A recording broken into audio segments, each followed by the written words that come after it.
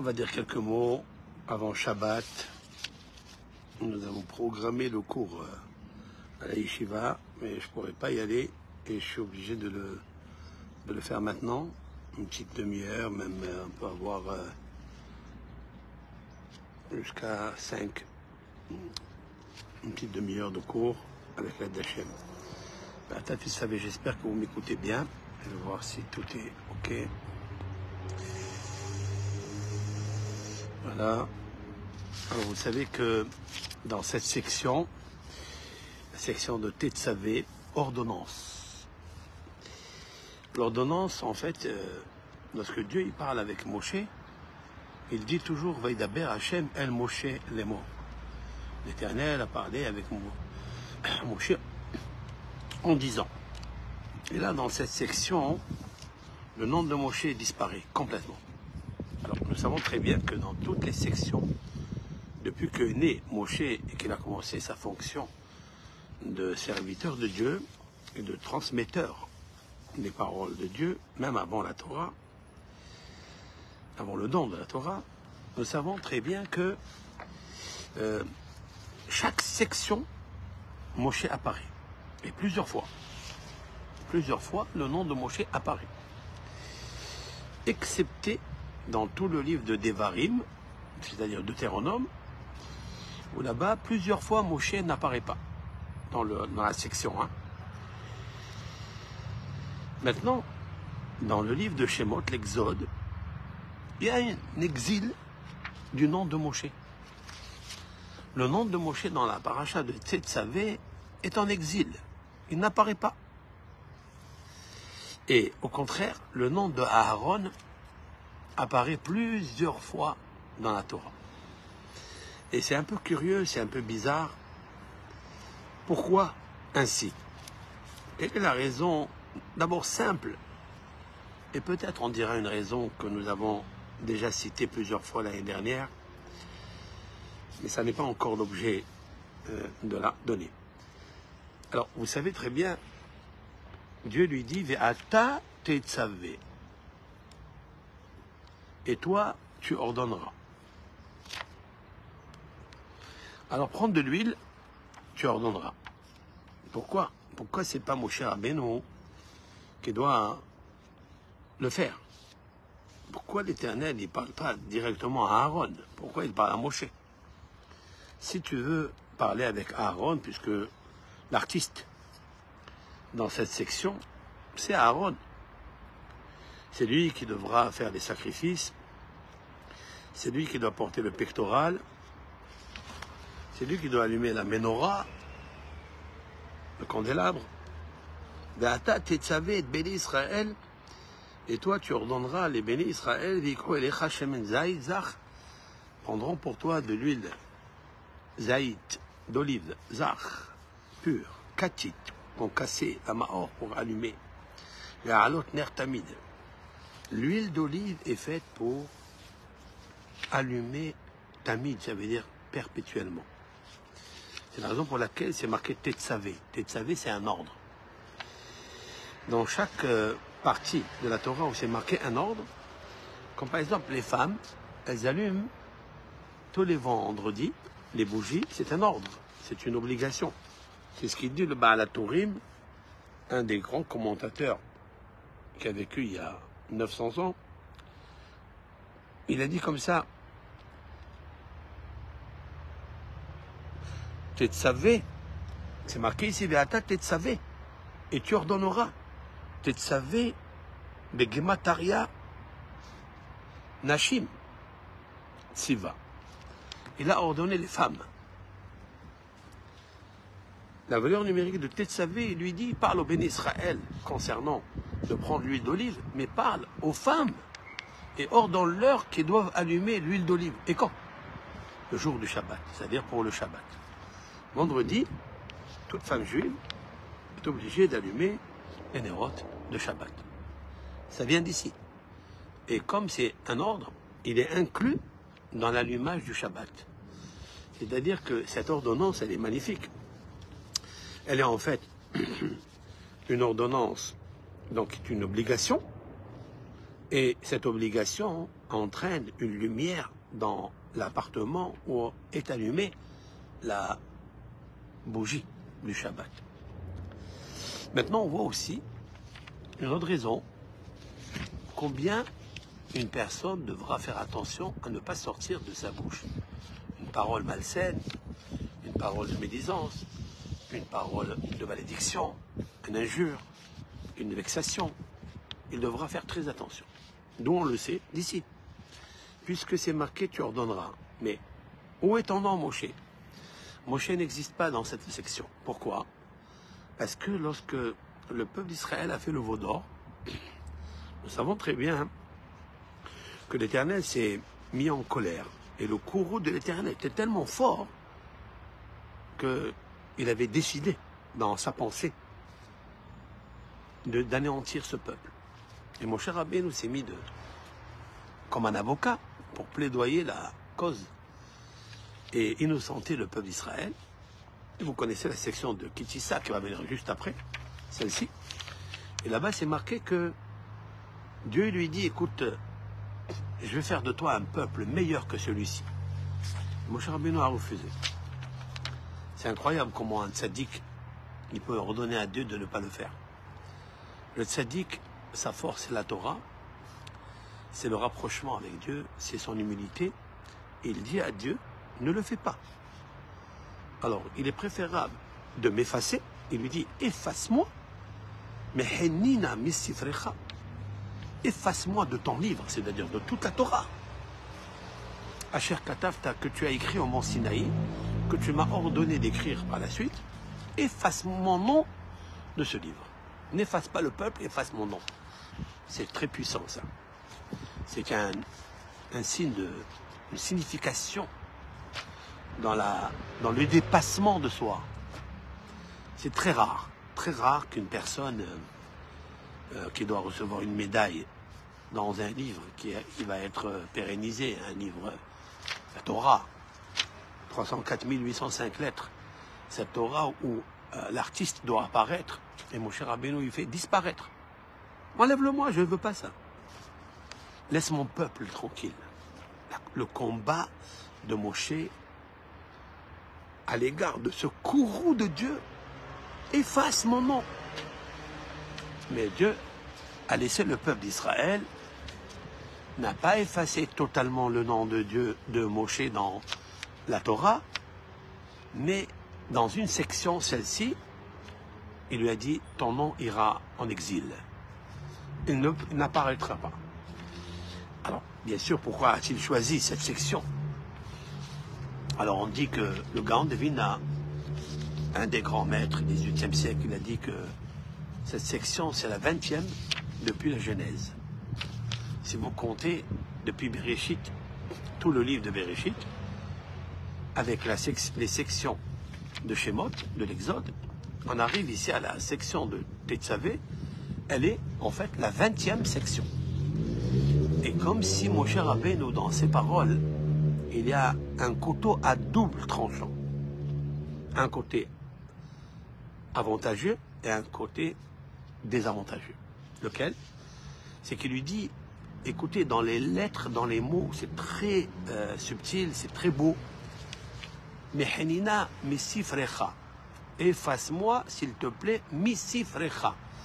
Vous lisez dans misifrecha, misefercha. Ça veut dire misefer du livre, cha, misifrecha, c'est la lettre chaf. La lettre chaf, c'est la 20e lettre de l'alphabet. C'est-à-dire le chiffre 20 de l'alphabet. Comme s'il lui disait, tu vas écrire un livre qui va s'appeler le Pentateuch, mais dans la 20e section, enlève mon nom. Et c'est ça qu'en fait, le tzaddik, quand il demande quelque chose à Dieu, il le fait. Donc, il l'a enlevé ici. Et c'est la raison pour laquelle Dieu choisit de poster la valeur de Aaron, son frère. Alors, j'ai dit déjà une fois que c'est terrible, ce qui se passe ici. C'est que Moshe Rabbeinu, il est prêt à s'effacer complètement du livre de la Torah, alors que c'est lui, que à lui seul, elle a été donnée. Il l'a fait descendre. Elle était en trésor, dans le trésor des chambres, antichambres du roi, comme il est marqué dans les proverbes, dans les cantiques des cantiques. Heviani Amelech Hadarav. Le roi Salomon, il dit quelques phrases qu'on ne comprend pas. Il dit, tu m'as amené dans, toi le roi, dans tes chambres, dans tes antichambres, tes chambres secrètes, intimes. De quoi il parle? Il parle de Moïse, il parle de Moshe. Le roi Salomon fait référence à Moïse, Moshe, qui est rentré dans les antichambres, dans les endroits où le trésor de Dieu est là-bas, et lui a montré, révélé la puissance luminaire de la Torah. Il m'a fait amener le roi dans ses chambres, dans des chambres, ses chambres. Ce sont les chambres de Dieu. En fait, les chambres de Dieu, ce sont les pensées. C'est comme une chambre intime qui est fermée à clé. Il n'y a que le roi qui y rentre, on ne sait pas ce qu'il fait là-bas. Eh bien, la pensée de Dieu, elle est à l'intérieur du cerveau et du cœur. Et Moshe Rabbeinu, par son caractère humble, modeste, effacé, c'est l'effacement total de Moïse. Il est rentré dans la pensée du cœur et il nous a fait descendre cette Torah écrite, qui est révélée. Ça, c'est magnifique. Et mon cher Rabbeinu, il dit, efface-moi de toute cette Torah, pour ne pas éliminer le peuple d'Israël, bien qu'ils aient fait une faute gravissime. Mais le tzaddik, le juste, l'homme pieux, c'est celui qui se perd, qui perd son identité, mais le fait qu'il s'occupe des autres, il s'efface lui-même. Il est prêt à s'effacer lui-même de son protocole, de sa médaille. C'est comme si, par exemple, le roi il décide à donner une grosse médaille, je ne sais pas à laquelle Légion d'honneur ou le chevalier d'honneur, à une personne devant 10 000 princes. Il invite tous les rois du monde et il fait la cérémonie. Et puis la personne en question qui doit la recevoir, il n'est pas venu. Il ne vient pas, il ne veut pas. Ça ne l'intéresse pas.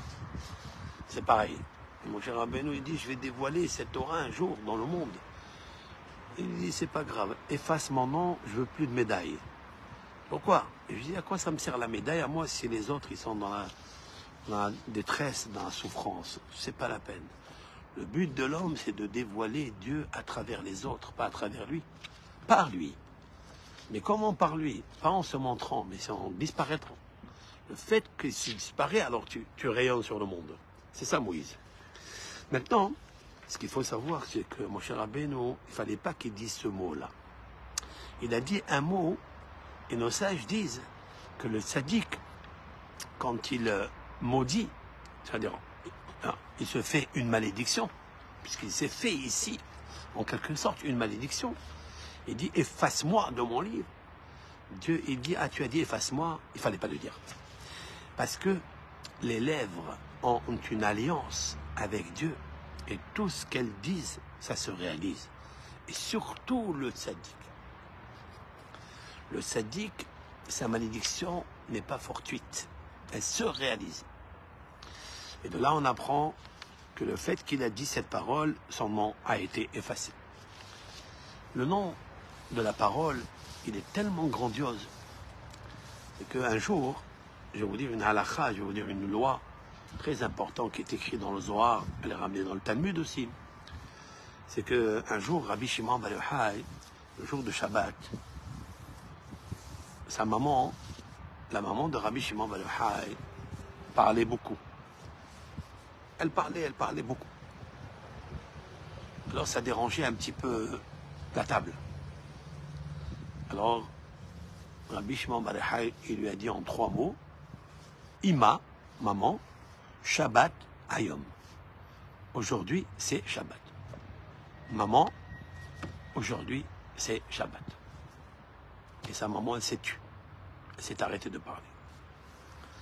Est-ce que, d'après la loi de la Torah, ou même d'ordre rabbinique, un enfant, surtout comme Rabbi Shimon bar Yochai, Et Botsina Dinhora, c'est la flamme de feu ambiant, bien sûr, qui réchauffe. L'auteur du Zohar HaKadosh, l'auteur de tous les livres de la Braïta. Vous savez qu'est-ce que ça veut dire de dire à sa mère, maman, aujourd'hui c'est Shabbat, c'est tout. Et sa mère s'est tue.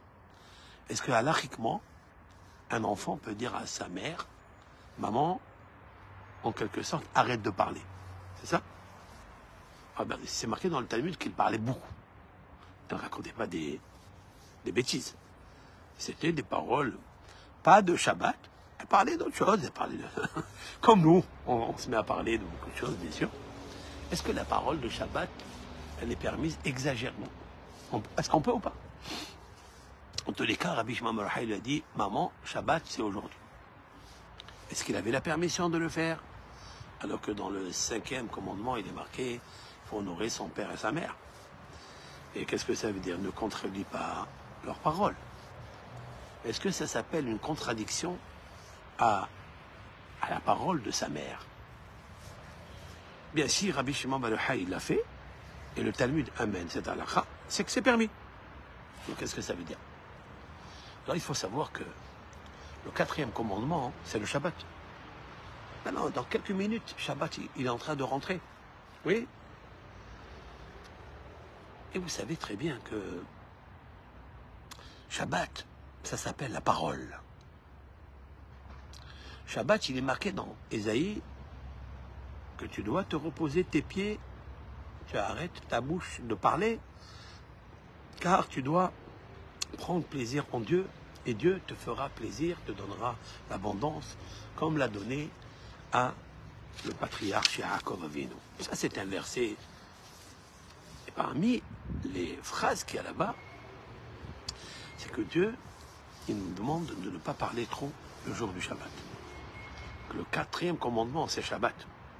Le 5e commandement, c'est honore ton père et ta mère. Lorsque ton père ou ta mère, ils vont dépasser le quota de parole le jour du Shabbat, il est interdit de le faire parce qu'on prend la parole du Shabbat. En fait, Shabbat, c'est une parole. Alors, il y a quelque chose d'extraordinaire que je voudrais faire en similitude. C'est que Rabbi Shimon bar Yochai s'appelle Shabbat. Et il s'appelle aussi parole. Et là, on voit quelque chose d'extraordinaire. Que l'honneur des parents doit être repoussé devant la parole du Shabbat. Ça veut dire le Shabbat qui est en fait une parole que nous devons chanter, nous devons penser uniquement à être à la table de Hachem. Et quand on est dans une table de Hachem, on ne peut pas parler d'autre chose. Donc quand Rabbi Shimon bar Yochai a dit à sa maman, maman, aujourd'hui c'est Shabbat, il voulait lui dire, tu es sur la table de Dieu. Tu es sur la table de Dieu. Et qu'au moment où on est à la table du Shabbat, qui est la parole, Shabbat qui est le moment où l'Éternel l'a sanctifié et l'a béni, on ne peut pas parler devant le roi d'une façon exagérée. C'est très très important. Alors bien sûr, on apprend de là que le jour du Shabbat, c'est très chaud, c'est très important. D'ailleurs, nous pouvons l'inscrire ceci dans le mot Bereshit. Dans le mot Bereshit, qui est en fait une pensée, qui est en même temps une parole, parce qu'il est écrit Vayomer, Vayomer, Vayomer, et Dieu a dit, et Dieu a dit, et Dieu a dit, 9 fois. Et nos sages ont dit dans les maximes de nos pères que l'Éternel, par sa parole, il a créé le monde. Il a créé le monde par 10 paroles. Et nous cherchons dans le texte, nous comptons, il n'y a que 9 paroles. Où est la 10e? Les commentateurs du Moyen-Âge, les Rishonim, Maïmonide, Rashi, il dit que Bereshit, c'est une parole. Bereshit, bara Elohim. Dieu a créé le ciel et la terre par sa parole. Où c'est marqué ça? C'est marqué dans les psaumes, c'est marqué Bidvar Adonai Shamaim Naasu. J'explique. par la parole du Seigneur, les cieux ont été fabriqués. Je répète, Bidvar Adonai, par la parole de Dieu, le ciel a été créé. Vous voyez? Mais où on a vu ça? Le ciel n'a pas été créé, c'est pas marqué Vayomer Elohim Yeshavaim. L'Éternel a dit que le ciel soit. Il a dit que la lumière soit. Il a dit que le mercredi soit, le luminaire soit, que les volatiles, les serpents soient. Mais où on a vu qu'il a dit que le ciel soit? C'est pas marqué. La réponse est Bereshit. Donc dans le mot Bereshit, c'est une parole. Et pourquoi la première parole, c'est pas Vayomer? Je suis en train de vous poser des questions un petit peu profondes. Pourquoi la première des paroles n'est pas Vayomer Hashem, Yehi Shamaim, Yehi Aretz, comme tous les autres? La réponse est, le mot Bereshit, c'est une très grande sagesse. Bereshit, Chochma et Hashem. Le roi Salomon a dit, les prémices de la sagesse, le socle de la sagesse, c'est la crainte de Dieu. La crainte de Dieu. Comment nous pouvons tester un Ben Israël, une Bat Israël, qu'il craint, qu'il vénère, qui fait la vénération, la révérence à Dieu? Comment? Par le Shabbat. Vous voulez que je vous dise la preuve? Dans le mot Bereshit, il y a 6 lettres. Et nous pouvons trouver dans ces lettres comme ça. Vous avez Bereshit, ça s'écrit comme ça. Bet, Resh, Aleph, Shin, Yutam. La dichotomie de ce mot, c'est Bara, Shit. Bet, Resh, Aleph, Bara, il a créé Shit 6. 6 extrémités. En haut, en bas, les 4 points cardinaux, ça fait 6. Bara, Shit, il a créé 6 jours de la semaine. Mais où est le 7e jour de la semaine? On ne le voit pas. Par la suite, il parlera qu'il se reposa le jour du Shabbat. Bon, mais on ne parle pas de la création du Shabbat. La réponse est que le Shabbat doit rester une pensée. Et on doit faire attention que ça ne soit pas une parole exagérée. Pourquoi? Parce que si vous regardez dans le mot Bereshit, il y a le Yud, c'est vrai. Il y a le Resh, aussi vrai. Il y a le Aleph, aussi vrai. Yaré. C'est quoi Yaré? Vénère. La révérence et la vénération et l'émotion devant Hachem. Devant qui? Quelles sont les lettres qui me restent? Shin, Bet, Tav. Shabbat. Yaré, Shabbat. Sois craintif. Sois respectueux. Sois en extase de révérence émotionnelle du jour du Shabbat. Yaré Shabbat. Si vous prenez le mot maintenant à l'envers, Yaré Shabbat, c'est Bereshit. Vous voyez que la parole de Bereshit est une parole, mais elle est restreinte dans l'ordonnance, comme les autres.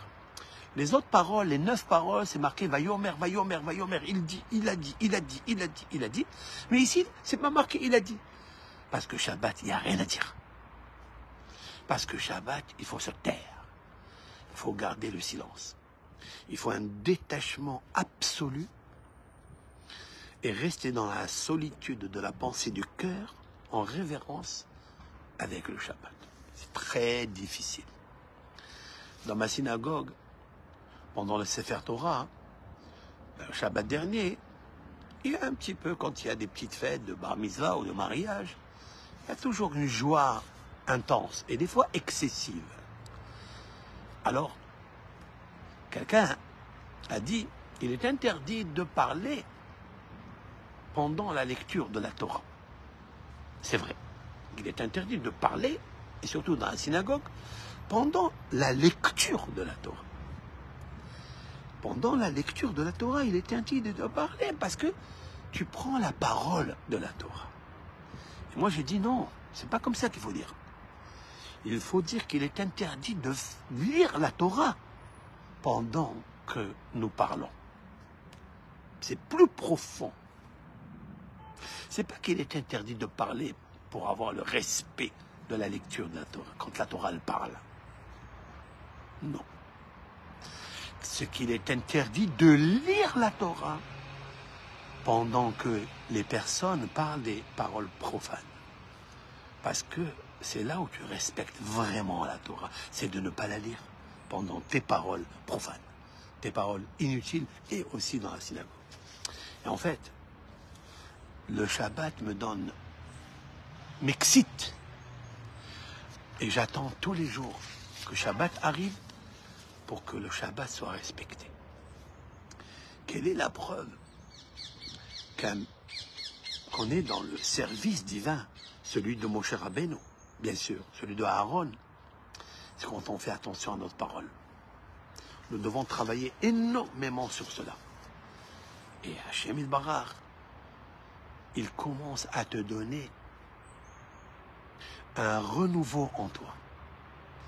Une personne doit se détacher dans la semaine, faire idbo des doutes, pour aller devant un lac, devant un fleuve, et créer l'émerveillement. L'émerveillement, il sort après un silence profond et une pensée profonde de voir la merveille du Créateur. Vous voyez, Dieu, il a créé tout, mais il ne parle pas. Il dit rien. On est toujours émerveillé de celui qui garde l'exemple dans son silence. Je suis plus émerveillé d'une personne qui est silencieuse et qui est en même temps sage, parce que le silence est le socle de la sagesse. Comme le disait un certain rabbin docteur dans les Maximes de nos pères, j'ai grandi avec les sages, je cite, j'ai grandi avec les sages et je n'ai trouvé de bon, de l'exir, de thérapie, de posologie, que le silence qui guérit le corps.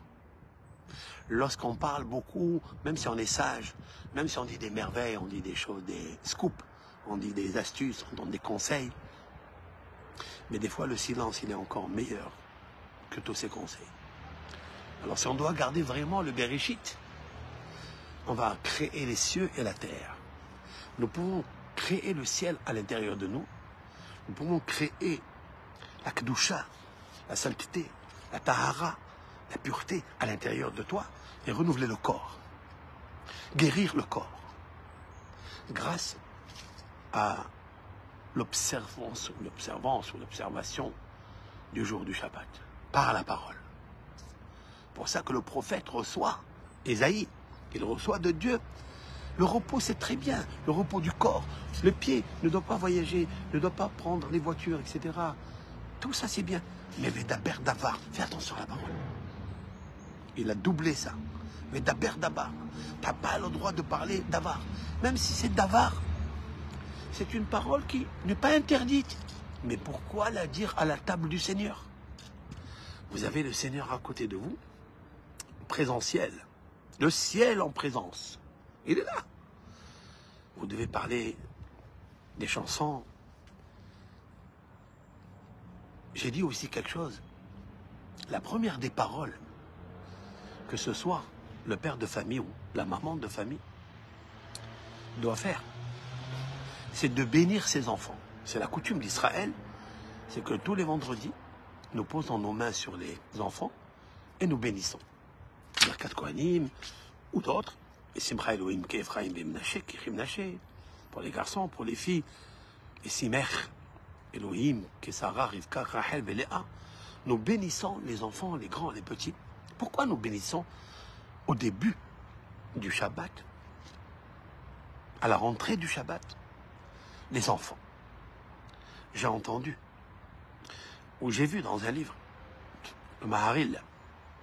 Maharil, c'est Rabbi Yeshaya Veil. Il y avait un Lunel, c'est en France ici, Lunel. Il y avait un très grand sage, Maharil. Alors, il y a un Moyen-Âge.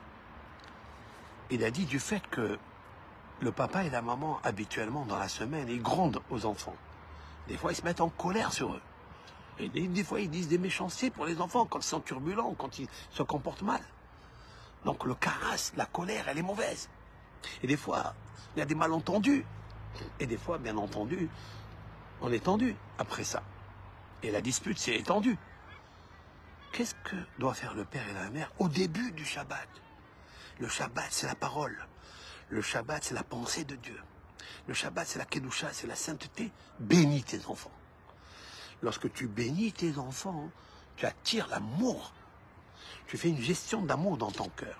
Et alors tu vas réfléchir avant de les gronder ou les crier ou les maudire des fois, par colère. C'est magnifique, c'est beau. Que les premières paroles qu'on doit dire aux enfants, c'est une bénédiction. Et lorsque tu leur donnes, tu t'attaches à eux et tu les aimes.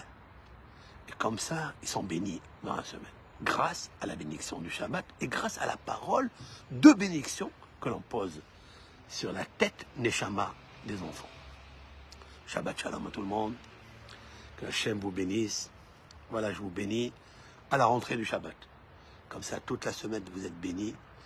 Et vous bénissez la source de bénédiction. Shabbat Shalom à tous.